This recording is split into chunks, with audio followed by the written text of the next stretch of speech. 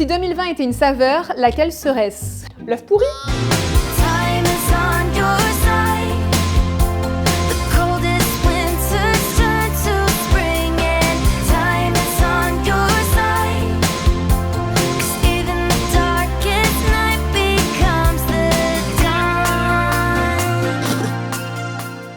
J'espère que vous allez bien, je suis ravie de vous retrouver dans cette nouvelle vidéo Ask dans laquelle je vais répondre à toutes les questions que vous m'avez posées sur Instagram. Vraiment un Ask sans tabou. Désolée si jamais la lumière change au cours de la vidéo, c'est tout simplement parce que je filme avec la lumière naturelle. Comme aujourd'hui il fait un petit peu voilé, il est possible qu'il y ait de temps en temps des moments un petit peu plus ombragés et d'autres fois plus de soleil. En tout cas, je vous invite à me retrouver sur Instagram, le réseau social sur lequel je publie le plus. Si vous avez envie d'être au courant de tout voir, de tout connaître, de tout savoir, n'hésitez pas à me retrouver là-bas, @AdrianneTrends.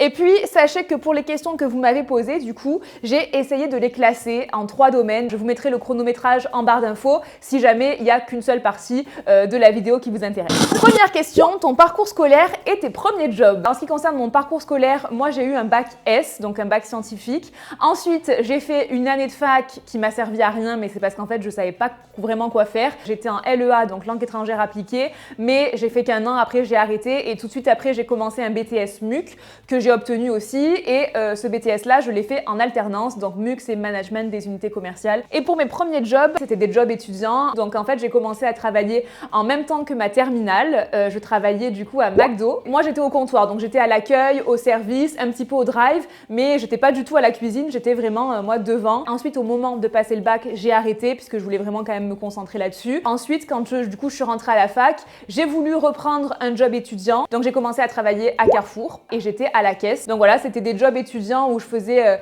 15-16 heures par semaine. C'était les jobs qui m'ont permis d'avoir mes premiers revenus, qui m'ont permis de faire mes premières petites commandes sur internet. Et ensuite, comme j'ai commencé mon BTS en alternance, j'ai commencé à travailler du coup chez Camaïeu. C'était l'alternance de mon BTS, donc c'est pour ça que j'ai arrêté Carrefour. Ensuite, j'ai eu pas mal de questions justement sur mon métier actuel. Donc là par exemple, salut, quel métier exerces-tu? Ou encore, tu vis de YouTube, tu réussis à te faire un salaire tous les mois grâce à YouTube. Donc effectivement, depuis 2015, donc depuis plus de 5 ans, je vis clairement de mon activité de créatrice de contenu. Quand j'ai commencé, c'est-à-dire en fin 2012, donc déjà il s'est écoulé du temps entre 2012 et 2015 bien sûr, mais quand j'ai commencé, je ne pensais même pas que c'était possible de pouvoir vivre un jour de cette activité-là. J'ai commencé vraiment pour me divertir. Donc c'est vrai que la monétisation des vidéos permet à un certain stade de gagner un petit peu d'argent par rapport aux vues des vidéos, vous savez, par rapport aux pubs en fait qui passent avant. Mais clairement pour moi qui n'ai jamais eu non plus énormément de vues, ça a toujours été minime. Donc moi clairement je n'ai jamais pu vivre juste de mes vues YouTube,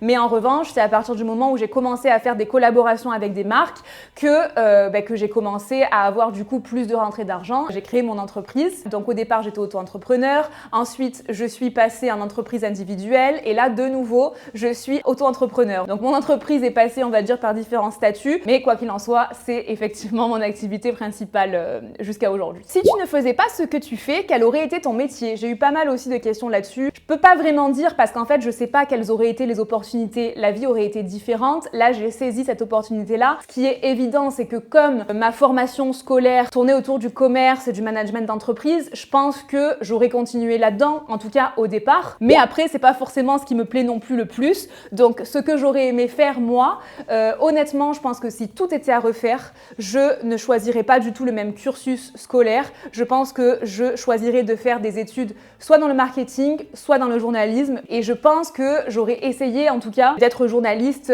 dans la mode. Ensuite, demain, YouTube s'arrête. Quel métier envisagerais-tu? Déjà, il y a une chose qu'il faut comprendre, parce que je sais que c'est une question qui revient souvent. Quel que soit le créateur de contenu, le fait d'avoir créé du contenu pendant des années sur Internet, ça n'est pas une perte de temps du tout, parce que ça a permis, en tout cas moi, ça m'a permis d'acquérir de nombreuses compétences dans des domaines que je ne connaissais pas. C'est-à-dire que maintenant, je touche au montage vidéo. J'ai des compétences quand même un peu en marketing que je n'avais pas du tout puisque j'ai pas fait d'études là-dedans. Je pense que si ça s'arrêtait aujourd'hui, je chercherais quelque chose dans le même domaine, donc dans la création de contenu, que ce soit pour une marque, parce que aujourd'hui, ça me passionne, hein, clairement, les tournages, le montage vidéo et tout, c'est quelque chose qui me passionne. Quel est le plus gros cachet que tu as touché pour un partenariat / Placement de produit, c'était en 2017, c'était pour un gros contrat, hein, du coup forcément, un contrat où il y avait pas mal de choses. Il y avait un tournage avec une équipe professionnelle, il y avait une cessation des droits à l'image puisque la marque allait utiliser ce contenu-là pour ses réseaux. Il y avait aussi une création de vidéos sur ma chaîne, des posts Instagram, etc. etc. Donc voilà, c'était quand même un gros contrat où il y avait pas mal de choses. C'était 5 000 €. Donc à savoir que c'était quand même exceptionnel. Quels sont tes revenus par ton activité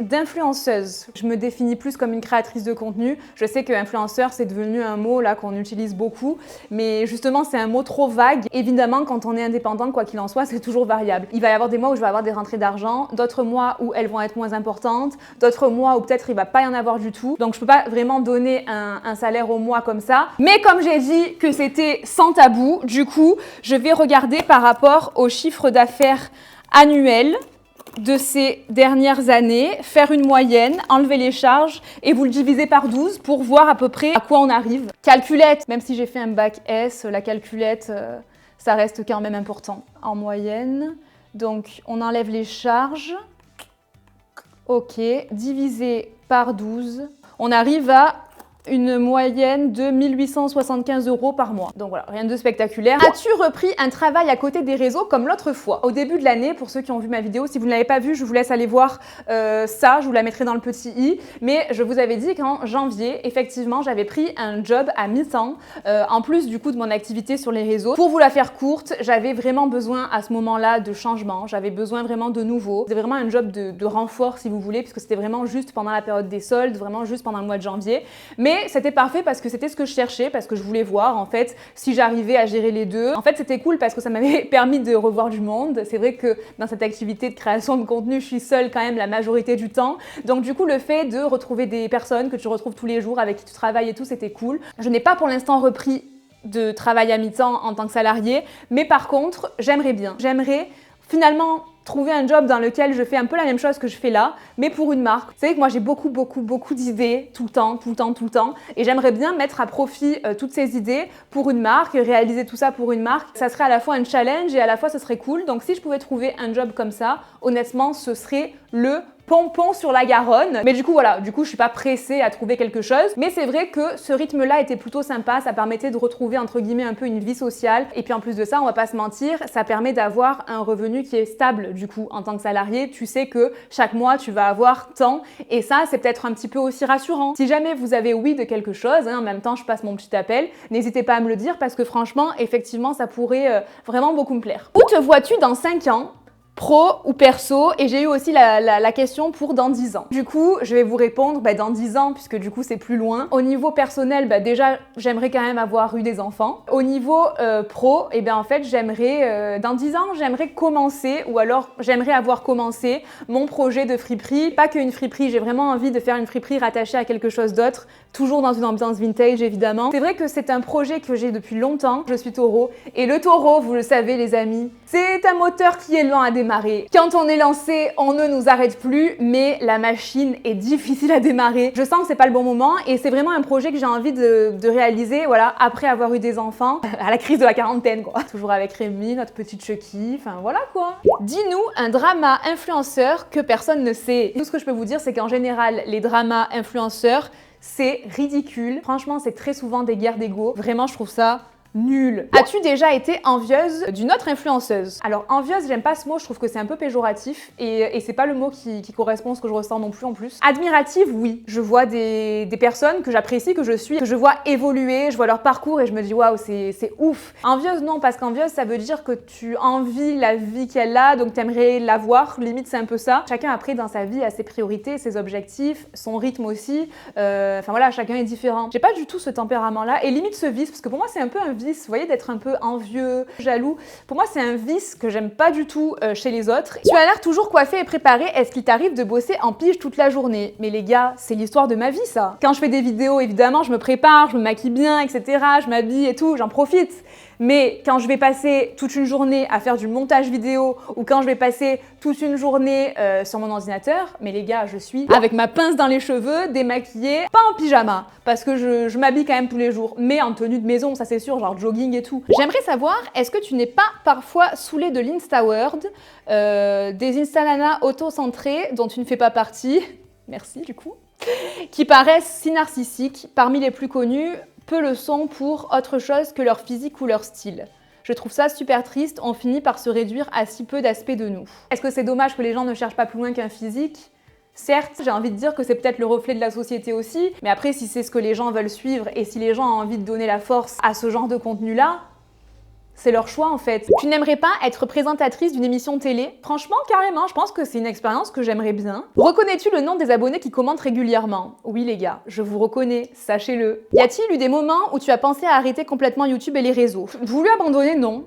Après, été démotivé? Bah évidemment, on passe tous des fois dans des phases comme ça, c'est évident. Par rapport aux vues qui baissent, par rapport au fait que je stagne, que j'évolue plus comme avant, des choses comme ça, oui, ça m'a déjà un peu démotivée parce qu'au final, moi j'ai l'impression de fournir toujours la même énergie. Finalement, c'est un petit peu ce sur quoi on se base pour se dire, bon bah c'est bien ce que je fais, c'est cool parce que du coup j'évolue, donc j'essaye de me concentrer sur l'aspect créatif. Et ce qui me rebooste aussi beaucoup, c'est vos messages évidemment sur mon contenu et tout ça. Donc été démotivé, oui ça m'est déjà arrivé, mais voulu abandonner, franchement non. Comment trouves-tu l'inspiration pour tes photos Instagram? Ton feed est incroyable, tu mérites plus d'abonnés. Donc déjà, merci beaucoup. C'est vrai que depuis quelques années, c'est vraiment un truc que j'ai à cœur de faire un feed Instagram qui me ressemble. S'il y a quelqu'un qui tombe sur mon compte Instagram, qui ne me connaît pas du tout, j'ai envie que juste avec les photos que j'ai mis, juste avec mon feed, il capte mon univers. L'inspiration, je la prends n'importe où. C'est vrai que j'hésite pas à faire des photos qui parfois je sais vont faire moins de likes, etc. Mais je le fais parce que c'est moi, parce que j'aime ça, parce qu'aussi je trouve que c'est harmonieux dans le feed.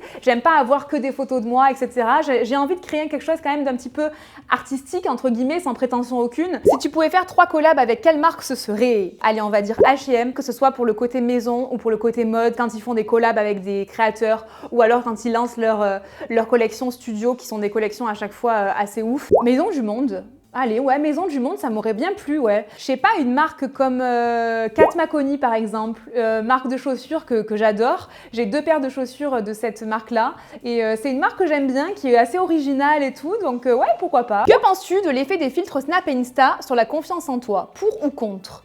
Il y a des filtres qui te changent complètement la tête, quoi, qui t'étirent les yeux, qui t'affinent le nez, etc. Et ça, vraiment, je trouve ça très très chaud. Pour soi-même, je pense que c'est assez dérangeant parce que quand tu mets le filtre qui te change complètement la tête, qui t'affine le visage, etc. et que tu l'enlèves, tu te dis « Ah ouais, en fait, j'ai vraiment une sale tête, quoi. » Alors que non, c'est juste que t'avais pas à te voir comme ça. Donc je pense qu'il faut éviter de mettre trop de filtres qui changent trop notre visage parce que je pense qu'effectivement, ça peut nous créer des complexes. T'est-il déjà arrivé de regretter un partenariat? Non. Je préfère passer parfois, par exemple, 1 ou 2 mois sans avoir de collaboration plutôt que d'accepter des choses qui me correspondent pas, en fait. Parce que c'est ce qui fait cette activité-là aussi. La confiance que vous avez en moi, c'est comme ça que je me dois de vous la rendre. Que dirais-tu à la toi d'il y a 10 ans? Alors, il y a 10 ans, du coup, j'avais 19 ans. Bah, prépare-toi parce qu'il y a une folle aventure qui t'attend. Tu vas vivre des choses que je pense tu ne crois pas vivre dans ta vie. Et surtout, je me dirais ne jamais hésiter en fait à faire ce qui me chante. Quand j'ai commencé à poster des vidéos sur YouTube, c'était vraiment le début du début. Personne quasiment connaissait trop ça. Donc il y a certainement beaucoup de personnes qui se sont moquées de moi. Et au final, je l'ai fait parce que ça me chantait, parce que ça me plaisait, sans me soucier finalement du regard des autres. Tu as raison, quand tu as envie de faire quelque chose, de le faire parce que ça finit parfois par payer. Nous allons tout de suite passer aux questions du coup sentimentales. Coucou, est-ce que vous allez vous marier avec Rémi? Bisous, je t'adore. Donc déjà, merci beaucoup pour tous vos mots gentils. Hein. Si je dis pas merci à chaque fois, j'en suis désolée, mais vraiment, je vous remercie. Vous m'avez posé beaucoup de questions sur le mariage. Est-ce que ça a chamboulé tes plans, etc., etc. Effectivement, Rémi m'a demandé en mariage en février de cette année. Ça faisait 9 ans qu'on était ensemble, voilà. J'avoue que je n'étais pas dans l'attente forcément. Et je vous l'avais dit, mais je vous avais dit aussi que ça n'allait pas arriver avant 2022. Donc, en fait, je n'ai fait aucun préparatif, je n'y ai même pas pensé. On a juste pensé à peu près combien de personnes il y aurait, qui on inviterait, etc. Quoi qu'il en soit, cette année, j'aurais rien préparé du tout parce que c'était pas du tout d'actualité. Le jour où je le fais, quand même, j'ai envie qu'on puisse faire la fête et qu'on puisse fêter ça. Donc, c'est clair que pendant qu'il y aura ces problèmes de coronavirus, etc., ça ne se fera pas. Ça, c'est clair et net. Quel moyen de contraception utilisez-vous, toi et ton chéri? J'utilise le stérilet aux hormones, c'est le stérilet Mirena, je crois le nom c'est ça. Honnêtement, je n'ai connu que ce moyen de contraception-là. J'ai un stérilet depuis que j'ai 16 ans, donc je l'ai changé bien sûr entre-temps évidemment. C'est un moyen de contraception que moi j'aime, qui me correspond totalement. Je peux pas faire de comparatif parce que finalement j'ai connu que ça. Vous vous êtes rencontrés comment avec ton chéri? Eh bien écoutez, justement, on s'est rencontrés à Carrefour.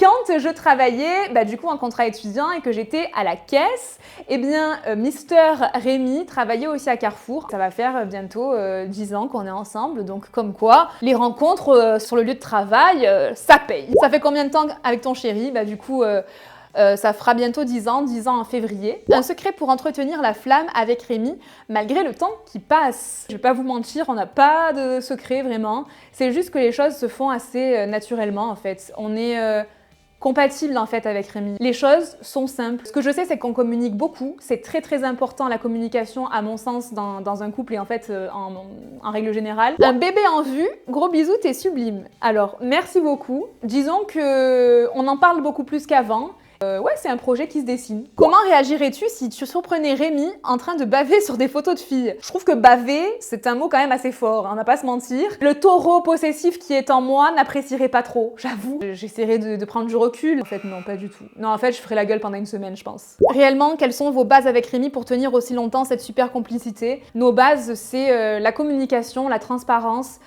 surtout pas de mensonges, surtout pas. Certainement aussi de l'empathie. Il faut de l'empathie dans un couple, il faut savoir se mettre à la place de l'autre. Coucou, ça fait longtemps que Rémi est pompier, c'est son métier où il est volontaire. Rémi, il est pompier volontaire effectivement, mais ça date de cette année, hein, donc c'est vraiment très récent. Il a voulu se lancer là-dedans et il a réussi les tests et tout, donc c'est cool. C'est vrai que Rémi, dans sa famille, il y a pas mal de pompiers, c'est un peu un truc familial, je crois. Voilà, moi par exemple, dans ma famille, il n'y en a aucun, mais dans sa famille, à lui, il y en a pas mal, donc c'est vraiment aussi un truc de famille, donc voilà, ça lui plaît, il est content, donc tant mieux quoi. Est-ce qu'il y a une chose que Rémi déteste chez toi? Genre, si tu devrais dire un truc, qu'est-ce que tu détestes chez moi? Ouais, que tu cries des fois trop facilement pour rire. C'est vrai que j'ai la voix qui porte, donc quand je crie de tout mon cœur, j'avoue que c'est assez crispant. Comment décrirais-tu la compagne que tu es? Défauts et qualités. Dans les qualités, commençons par le meilleur. Je suis beaucoup à l'écoute, justement. J'essaye toujours de le faire communiquer. Rémi, c'est quelqu'un qui a du mal à extérioriser ses émotions. Il va garder beaucoup pour lui ses émotions un peu négatives, entre guillemets. Et moi, je pense que depuis qu'on est ensemble, je l'ai beaucoup aidé à ce niveau-là. Mon principal défaut, c'est d'être impulsive. Par exemple, si on se prend la tête, quand on se prend la tête, ça dure 2 minutes 50 et c'est pour un truc pourri. S'il m'énerve, je suis capable de lui dire des trucs que je pense pas du tout, mais juste pour le piquer parce qu'il m'a énervé. Et ça, c'est pas bien du tout. Et Rémi, il n'est pas du tout comme ça. Rémi, c'est l'inverse. Lui, même s'il est énervé, il va jamais me dire un mot plus haut que l'autre. Il va jamais me dire quelque chose qu'il ne pense pas. Vous laissez la porte des toilettes ouverte? Moi, oui. En couple, je partage tout. Alors Rémi, non. Rémi, lui, c'est toujours enfermé à double tour. Mais moi, je laisse tout le temps la porte ouverte. C'est peut-être ça qui entretient la flamme, qui sait. Quel métier fait Rémi? Alors Rémi, il est superviseur HSE, hygiène, sécurité, environnement. J'ai trouvé une définition sur internet, donc pour ceux qui ne connaissent pas, il conseille et assiste la direction de l'entreprise pour l'évaluation des risques et la définition de la politique de sécurité, d'hygiène et de respect de l'environnement. Il va y réduire l'impact de l'activité industrielle sur l'environnement, les nuisances, etc. Ton premier date qui a officialisé votre relation avec Rémi? On se parlait juste comme ça, quand on se voyait, on se disait bonjour, on se parlait un peu par texto, par Facebook, tout ça. Puis un jour, il m'a dit « Ouais, il y a une soirée étudiante ce soir. » C'était à plan de campagne. C'était pas que nous deux, quoi. Lui, il était là-bas avec des collègues à lui. Du coup, moi, j'y suis allée avec une copine à moi. Puis après, lui, il nous a ramenés, ma copine et moi, il nous a ramenés chez moi. Et puis en arrivant chez moi, on se fait la bise et tout. Et puis ma copine, elle fait « Oh là là, mais vous avez tout gâché et tout. » Et donc, au final, après, on s'est embrassés alors qu'il y avait ma copine derrière. Mais si elle n'avait rien dit, on l'aurait pas fait cette fois-là. Ça serait arrivé plus tard, mais pas cette fois-là parce qu'elle était derrière en spectatrice. Voilà pour les questions sentimentales. On passe au personnel, les questions personnelles. Nous les taureaux, on aime la bouffe. Comment pallier à nos fringales? Résister ou succomber? C'est vrai que le taureau est un très bon signe, on va pas se mentir, mais alors c'est le signe qui aime le plus bouffer du zodiaque. À un moment donné, stop! Moi je suis pas venue au monde pour ça. Ce qu'il faut qu'on apprenne à connaître, en fait nous les taureaux, c'est la modération. On n'est pas obligé de se taper la tablette de chocolat, mais bon, on le fait quand même. Quelle série regardes-tu en ce moment? La dernière série qu'on a regardée, c'était The Hunting of Bly Manor. Trop bien comme série, je vous la conseille. Voilà, si vous aimez un peu les histoires de fantômes, etc. J'ai aussi regardé Emily in Paris. Et franchement, moi j'ai bien aimé. Qu'est-ce qui te remonte le moral pendant le confinement? Faire des nouvelles choses, genre par exemple la numérologie, la cartomancie même, les gars. J'ai appris à lire les cartes pendant le confinement, vraiment. Et j'apprends encore, je regarde plein de vidéos là-dessus et tout, je trouve ça hyper intéressant. Et ce que j'ai beaucoup aimé aussi faire, c'était cuisiner, évidemment. Pendant le premier confinement, je me suis découvert une passion pour les gâteaux. Pour ce confinement-là, je me calme, j'en fais un par semaine, voilà, le week-end, c'est cool. Qui t'inspire le plus au niveau mode? L'inspiration est partout, d'ailleurs c'est dans mon générique aussi. aussi. Ce qui m'a le plus inspiré dans ma jeunesse, du coup, c'était les looks de Fran Fine et les looks de Carrie Bradshaw. Souvent, ce qui m'inspire le plus, c'est les personnages télé, les personnages fictifs. As-tu déjà été complexée par ta petite poitrine? Moi, oui, pourtant, je te trouve magnifique. Merci beaucoup. Je ne comprends pas de quoi tu parles. Quand j'étais jeune, j'étais un peu complexée. Aujourd'hui, plus du tout. D'ailleurs, je vous ai fait une vidéo à ce sujet-là. N'hésite pas à aller la voir si jamais tu as envie d'en savoir davantage. Aujourd'hui, ma poitrine, c'est l'une des parties préférées de mon corps. J'ai pas du tout honte de le dire, mais j'aime mes tétés. Ils tiennent bien, ils ont une belle forme et tout, je sais pas comment expliquer. Donc, certes, j'ai une petite poitrine, mais je trouve qu'ils sont beaux en fait. Donc, du coup, je les aime trop et j'aimerais pas qu'ils soient différents. Et pourtant, quand j'étais beaucoup plus jeune, j'avais tendance à être plus complexée. Donc, à voir, des fois, le temps fait les choses, hein, tu sais. Es-tu heureuse actuellement? Des bisous tout doux. Oui, je suis heureuse, franchement je suis heureuse, mais c'est rare moi les moments où je suis malheureuse. Quand j'ai des baisses de morale, j'en ai évidemment. En général, j'essaye toujours de relativiser et ça va tout de suite mieux. Quand j'ai des baisses de morale, j'ai Rémi aussi, qui a tout le temps les bons mots. Alors ça aussi c'est un truc que je comprends pas. Rémi il a beaucoup de mal à communiquer pour lui-même, mais en revanche, quand je suis pas bien, il a toujours les mots qu'il faut. Les mots au bon moment, au bon endroit et les bons mots surtout. Et je trouve ça incroyable, je suis fan de ce mec. Oui, je suis heureuse, écoutez, je suis là, je suis en bonne santé, j'ai une vie qui me plaît. Tu vas recouper tes cheveux? Pas pour l'instant, mais c'est possible que genre dans un mois, deux mois, ça me prenne et que j'ai envie de recouper. La première fois, l'envie de couper mes cheveux, elle était venue comme ça de nulle part, donc oui, ça arrivera probablement de nouveau. À quand un copain pour Chucky? Pas pour l'instant. Il faut savoir que Chucky est notre premier enfant. On dit tout le temps que l'animal c'est le test pour un couple, c'est très certainement vrai, mais j'ai complètement humanisé ce chat. C'est-à-dire qu'il a carrément la place d'humain dans notre vie, la place de notre enfant. Peut-être le jour où après on aura des enfants, peut-être que là on voudra un deuxième chat, voilà, un petit compagnon pour Chucky. Mais pour l'instant, Chucky, il est fils unique et je pense qu'il est très content d'être fils unique. Parce qu'il est possessif, le garçon, hein, je vous dis pas. Un avis sur les culottes menstruelles. Alors honnêtement, j'ai trop envie de tester les culottes menstruelles. J'ai entendu, comme certainement vous avez entendu, des tas de choses horribles sur les tampons. Ça m'a fait peur, ça m'a scié. Depuis ce jour, je ne mets plus de tampons, sachez-le. Je mets des tampons pourtant depuis que j'ai 14 ans moins, donc ça date pas d'hier. Mais je sais que les serviettes, c'est pas forcément mieux. Donc les culottes menstruelles, c'est vraiment quelque chose que j'aimerais tester. Si vous avez déjà testé, n'hésitez pas à nous laisser vos retours en commentaire. Pourquoi avoir décidé de vivre dans le sud? Bien tout simplement parce qu'on est né là. Honnêtement, voilà, on n'a jamais bougé en fait. Hein. C'est chez nous quoi, c'est nos racines. As-tu des tatouages ou aimerais-tu en avoir? Je n'en ai aucun, j'ai 0 tatouage et c'est pas quelque chose qui me parle, non, c'est pas quelque chose qui me dit et honnêtement je trouve ça super stylé sur les autres et tout, mais moi ça me dit rien du tout. Est-ce que tu essaies toujours de percer dans la musique?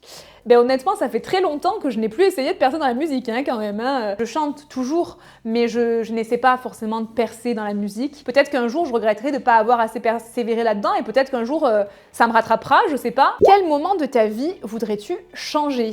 J'ai rien envie de changer parce que ma vie, elle est comme elle est, et c'est ce qui a fait au final que je devienne la personne que je suis aussi. Mais s'il y a une période de ma vie que j'aimerais, ou pas oublier, mais ouais, ce serait peut-être la séparation de mes parents, honnêtement. Ce que j'ai surtout mal vécu, c'est le déchirement, en fait. Le déchirement comme ça de la famille. En plus, comme je vous le dis moi tout le temps, je remets pas tout sur l'astrologie, mais je suis du signe astrologique taureau. Le taureau, c'est lent au changement, c'est lent à la nouveauté. C'est ancré le taureau, vous voyez. Ça aime ses habitudes, ça aime son cocon, ça aime, voilà, ça aime son environnement et ça aime pas trop les changements. Surtout le changement brutal. Je pense que c'est la période de ma vie que j'ai le moins aimé. Voilà, mais après la vie est comme elle est. Hein. As-tu déjà fantasmé sur une fille? Pas du tout. 3 choses qui t'insupportent chez les autres. Le manque d'humilité, je déteste. Franchement, les gens qui se prennent pour je sais pas quoi, ça me débecte. Ensuite, le manque de tolérance et le manque d'ouverture d'esprit, je ne peux pas non plus. Les gens qui sont fixés sur leur idée là, qui essayent pas de se mettre à la place des autres, qui sont fermés là avec leurs petits préjugés et tout, ça me saoule. Et le manque de respect aussi. Le manque de respect, ça me dégoûte. Genre par exemple, les gens qui vont faire des trucs. Je me rappelle qu'un jour, j'avais vu quelqu'un jeter par la fenêtre de sa voiture son McDo. Mais qu'est-ce qu'ils ont dans la tête? Les gens qui vont jeter des trottinettes dans la mer, enfin tous ces genres de trucs là, je te jure, je peux pas me les voir. À quel âge as-tu fait ta première fois? Déjà, j'explique le contexte. C'était ma première vraie histoire d'amour, voilà. Donc j'étais avec cette personne depuis plusieurs mois. J'avais confiance en lui, c'était quelqu'un avec qui j'étais bien. Et je me sentais prête. C'était l'année de mes 15 ans, mais je les avais pas encore. Si j'avais pas vécu cette histoire à ce moment-là, j'aurais pas fait à ce moment-là. C'est la vie qui fait que, comme pour tout le monde d'ailleurs. Ça me tient à cœur de vous dire que c'est jamais trop tard en fait. C'est vraiment personnel et puis voilà, si vous vous sentez pas prêt, il faut pas faire ça juste pour le faire parce que c'est bien de le faire, parce qu'on a l'âge de le faire. Pas du tout en fait, c'est très très personnel et moi je trouve que c'est très important d'être avec une personne en qui on a totalement confiance. Moi c'est arrivé à ce moment-là, mais ça aurait pu arriver à 20 ans. Hein. Est-ce qu'il t'est déjà arrivé des phénomènes paranormaux? Alors moi je crois à tout ce qui est paranormal, etc. Je suis ouverte en fait. Mais j'ai pas envie que ça m'arrive parce que j'ai peur. Mon frère, il a une chaîne de paranormal, c'est JRM Paranormal, si jamais vous voulez aller voir. Il a investi dans un matériel de fou, il va dans des lieux abandonnés, il va dans des endroits diantés, enfin c'est un truc de fou ce qu'il fait vraiment. Et un jour, je suis allée avec lui dans une maison où il avait déjà eu des résultats et on a passé plusieurs jours là-bas. Il s'est passé des trucs que jamais je n'aurais cru voir de ma vie. Des tables qui bougent toutes seules, des trucs de fou, des trucs de fou. As-tu déjà fumé? Cigarette, drogue? Le maximum que j'ai fait dans ma vie, c'est fumer une cigarette basique. Il faut savoir que sur moi, la cigarette basique, elle a un effet wouhou, pump it up. Toutes les drogues, je n'y ai jamais touché. Et en plus de ça, ça me fait hyper peur. Je préfère mourir bête à ce niveau-là, mais je ne testerai jamais. Je suis très saine comme fille à ce niveau-là. Quel est ton rapport à la spiritualité? Tout ce qui a un rapport avec notre âme, la vie de notre âme. Je me pose plein de questions en fait sur le fait d'être et de ne pas être, d'exister, de ne plus exister. Je m'intéresse de plus en plus à tout ça. C'est pour ça que si vous avez des livres et tout, à ce sujet-là, des choses à me conseiller, n'hésitez pas, parce que ça me passionne de plus en plus et c'est quelque chose qui m'intéresse énormément. As-tu enterré complètement l'idée de la chevelure rouge cuivrée d'il y a quelques années? Complètement les gars. Déjà parce que c'est plus moi, je sais pas, je me vois plus comme ça. Et dans un second temps parce que c'était trop d'entretien. Une ville de France que tu ne connais pas et que tu aimerais visiter, sans hésitation, Bordeaux. Si tu gagnais une grosse somme d'argent, qu'est-ce que tu ferais avec en premier? Déjà, on finirait les travaux de la maison, comme ça ce serait terminé, et voilà, on ferait notre extension, les trucs qu'on a envie de faire, tout ce qu'on a envie de faire, comme ça on termine de A à Z, le jardin, tout, on finit tout. Je mettrais beaucoup dans mon projet du coup d'ouverture de friperie. Et puis ce serait déjà pas mal pour commencer, après avoir ce qui resterait. Mais c'est déjà beaucoup d'argent tout ça. Si tu devais vivre autre part en France qu'à Marseille et sa région, soit en allant sur la Côte d'Azur, genre vers Théoul-sur-Mer, tout ça, en fait, là où il y a la Corniche d'Or. Parce que la Corniche d'Or, c'est ma passion dans la vie. C'est entre Aguet et Mandelieu. Tant que je vois ces roches rouges là et la mer, j'adore. Sinon, j'aime bien aussi le Luberon. Donc le Vaucluse du coup. J'aime bien aussi parce que c'est la campagne, hein, très clairement, mais il fait bon vivre, je trouve, là-bas. J'aime trop les petits villages et tout, c'est trop sympa. Donc j'avoue, je resterai dans le sud, quoi qu'il en soit. Quels sont tes complexes et tes atouts? Mes complexes, ce que j'aime le moins chez moi, en tout cas, je dirais physiquement mes jambes. Parce que je fais de la rétention d'eau, j'ai une mauvaise circulation, etc. Et elles sont toujours, quoi qu'il en soit, plus gonflées que le haut de mon corps. Et ça, en plus, les problèmes de rétention et tout ça, c'est des trucs que malheureusement, quand t'en as, c'est compliqué de s'en séparer. Il n'y a pas vraiment de remède miracle. Avec le temps, j'ai appris à vivre avec. Je pense que dans la question, c'est plutôt physique, puisqu'on parle de complexes, et les complexes en général, c'est physique. Donc, ce que j'aime le plus chez moi, j'aime bien mes mains. Ouais, j'aime bien mes mains. Et mon sourire. As-tu déjà eu recours à une voyante? PS, je t'adore. Merci beaucoup. Oui, j'ai déjà eu recours à une voyante une fois. J'étais allée avec une copine à moi, elle voulait absolument aller chez une voyante, elle m'avait dit « Adriane, faut trop qu'on aille à une voyante et tout, j'ai trop envie et tout ». Donc du coup, moi, j'avais demandé à ma mère qui adore ça, ma mère, elle adore les voyantes et tout. Tout ce qu'elle nous avait dit est arrivé, les gars. As-tu des amis? Que penses-tu de l'amitié? L'amitié, c'est exactement ça, c'est une personne que tu aimes, qui fait limite partie de ta famille, tellement tu l'adores et que tu ne jugeras jamais en fait. Je considère que j'ai deux vrais amis, après j'ai beaucoup de copines, beaucoup de connaissances, etc. Je m'attache pas facilement en amitié. Team avec ou sans soutif, mais vraiment sans soutif, mais qui met encore des soutifs en 2020 les gars? C'est parce que j'ai une petite poitrine, parce qu'elle tient très bien toute seule, parce que voilà, du coup je peux me permettre de rien mettre et ça fait des années maintenant que je ne mets plus rien ou alors très rarement et franchement c'est de la bombe. Comment fais-tu pour être aussi joyeuse et positive au quotidien? Franchement, comme je vous ai dit tout à l'heure, j'estime que la vie est courte, qu'elle est imprévisible, donc qu'il faut faire le maximum pour qu'elle passe le mieux possible quoi. Si on s'apitoie sur son sort, qu'on reste dans le négatif, en fait, on reste dans notre négatif et on n'évolue pas, quoi, ça change pas. Alors que si on essaye de relativiser, de voir le positif, Honnêtement, ça aide à aller mieux. Quelle est la pièce de ta maison que tu préfères? Eh bien en fait, tout simplement la pièce de vie. Voilà, comme son nom l'indique. Donc la grande pièce qu'on a faite ici, donc avec le salon, la salle à manger, la cuisine, tout est ouvert et c'est la pièce que je préfère en termes de luminosité, même si je suis désolée pour vous, la luminosité a beaucoup changé pendant la vidéo. La déco aussi qu'on a faite, enfin voilà, la pièce de vie, c'est ma pièce préférée. Question banale et inutile, où allais-tu à l'école petite? Quand j'étais en maternelle primaire, j'allais à l'école Clary-Mathéos à Crozes, à Vitrolles. Ensuite, j'allais au collège à Simone de Beauvoir à Vitrolles. Et ensuite, j'allais au lycée. Alors, j'ai fait 1 an à Célonie, à Aix, le lycée Célonie, en seconde. Et après, tout le reste, je l'ai fait au lycée Pierre Mendès France à Vitrolles. Et pour le BTS, j'étais au 1000. Est-ce que tu penses à te faire aligner les dents du bas? J'étais pareil et maintenant, top. Tant mieux pour toi du coup si du coup tu as réussi à faire aligner tes dents et que tu te sens mieux comme ça. C'est vrai que j'ai les dents du bas qui se chevauchent en fait. Moi quand j'étais plus jeune, j'avais les dents écartées au niveau du haut. En bas elles étaient alignées et en fait avec les années elles se sont resserrées. Et mes dents du haut, du coup, se sont resserrées, donc l'espace a disparu, mais elles sont toujours alignées, et en bas, du coup, elles se chevauchent. J'avais pris rendez-vous à l'orthodontiste qui m'avait expliqué, du coup, voilà, les différentes méthodes, donc les bagues, Invisalign, etc., etc. C'était assez cher, je m'en rappelle, et je m'étais dit, ouais, bon, on verra. J'avais laissé ça dans un coin, ça se voit quand même quand je parle, etc. Surtout que moi, j'ai une grande bouche. Mais après, ouais, ça me dérange pas plus que ça, honnêtement. Donc, le jour où j'ai des sous à dépenser pour ça, parce que j'aurais pas d'autres projets, j'aurais pas, voilà, peut-être que je le ferai. À l'heure actuelle, là, tout de suite, c'est pas du tout une priorité. Bon les amis, on va pas se mentir, c'est une des vidéos les plus longues qu'il y ait sur ma chaîne, très clairement. N'hésitez pas à liker cette vidéo si jamais vous l'avez bien aimée. C'est ce qui me donne de la force et c'est ce qui m'aide à évoluer. Je vous fais de très très gros bisous et je vous dis à très vite pour une prochaine vidéo. Ciao ciao.